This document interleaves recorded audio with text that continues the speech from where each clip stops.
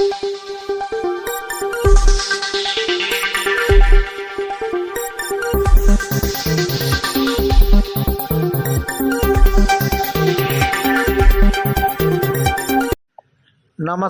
Jharkhand news fast live में आप सभी दर्शकों का स्वागत है। आइए देखते हैं आज के विशेष समाचार।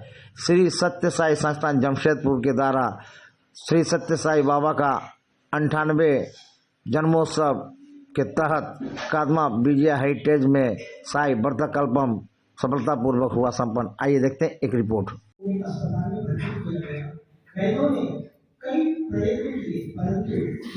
युवाओं को अपनी आंखों से देखे हुए भक्त अभी भी हैं। अब कर्पूरेश नाम से प्रसिद्ध इमली के पेड़ के बीच में विभक्त रहने का कार्यक्रम करते थे।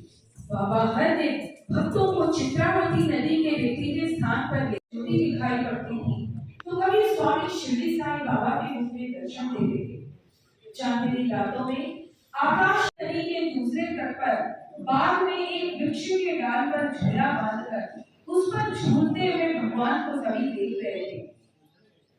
तुम लोग मुझे ध्यान से देखो। बाबा की इस आज्ञा के अनुसार देखा गया तो उन्हें वृंदावन के बाल गोपाल पुष्पालंकृत झूले में झूलते हुए दर्शन किए। इस तरह की महिमाओं को देखकर कुछ लोग अनुग्रह प्रदान करते हैं। बाबा का जन्म दिनोत्सव अपने अपने गांव में मनाने का विचार किया। स्वामी से आए हजारों भक्तों के बीच टहलते हुए स्वामी उसी समय चित्र पर डाली गई फूल मालाओं के धारण करके स्वामी सूक्ष्म रूप में स्वामी ने दर्शन दिया।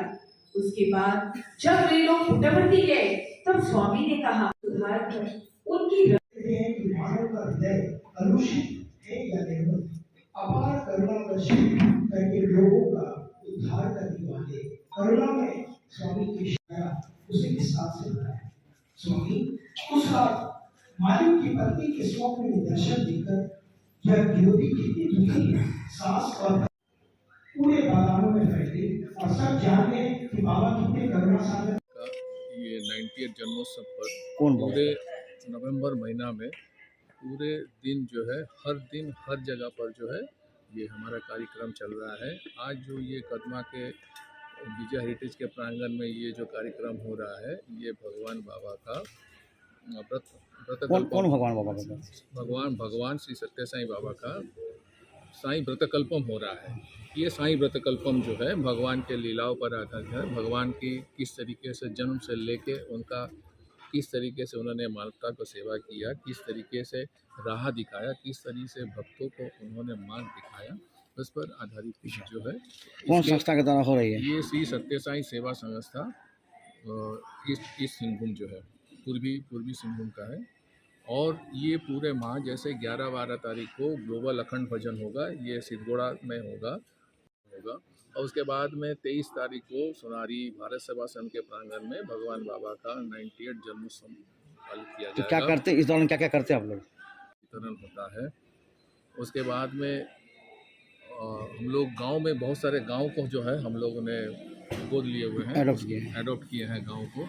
कुछ सारे गांव को जैसे पोटका है, खैरबानी है, खिदट्टा टोला है, तो ये बहुत सारे गांव हैं। तो इस गांव में जाके हम लोग बच्चे लोग का भी शिक्षा करते हैं। बच्चे लोग का भी उनका जो है बाल विकास के जो आज का प्रवचन में कहाँ से लोग आए हैं?